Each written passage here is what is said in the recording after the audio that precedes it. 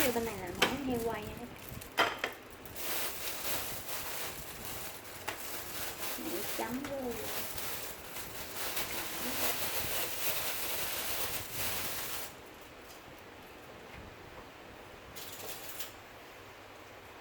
Quay mình sẽ thấy bên này.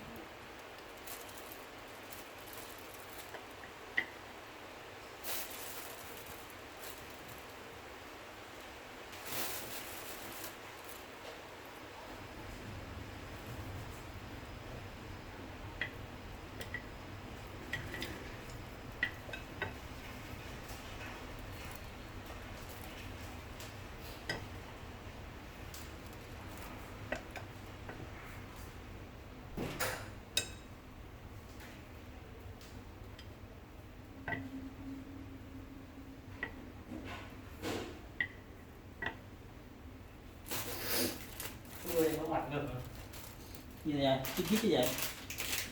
Ăn đi. Dạ được không? Nấu cúng xong rồi. Được đấy. Rồi đi. Người ta hỏi ăn nói ăn đi mà được hí nữa. Mà tôi có giỏi này nó chưa được. Tụi bên này không chít chít vậy? Thì nó dính dưới ấy đó. Cho đi chít chít. Dính dưới nó dính dưới cái bịch khuyến mãi của thằng Chocobai á. Ăn cúng như sao? Giờ bỏ trái bưởi lên nó không có chỗ rồi là lậm xuống. Kia cửa hàng vui chứ? Gì sao vui? Ở đây có Facebook của này quét sao?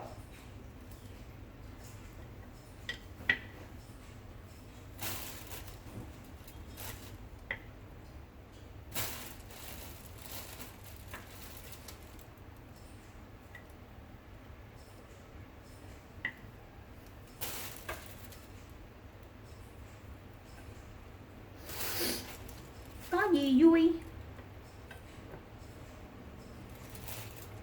Cái bài là bản sắc thịt heo, bản sắc của ngựa.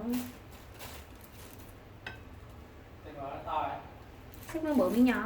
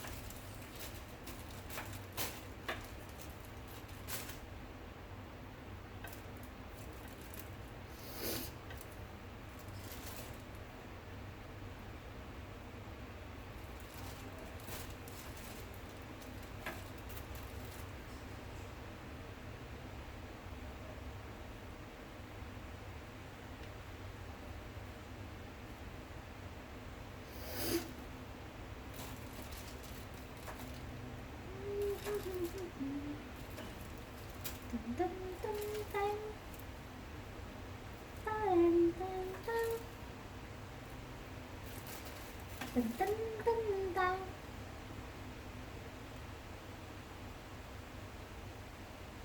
Ta rang tinh tinh.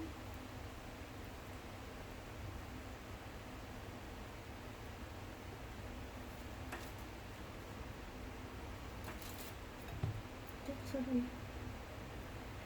Sorry, oh baby. Love you, love you, love you.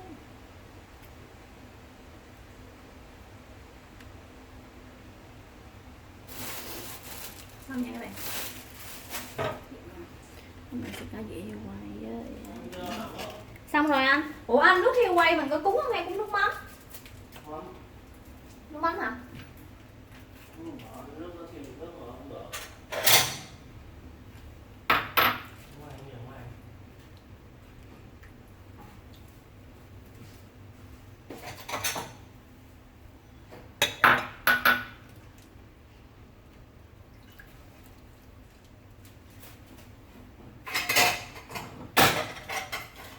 Chỉ nói môi em còn đau mộng.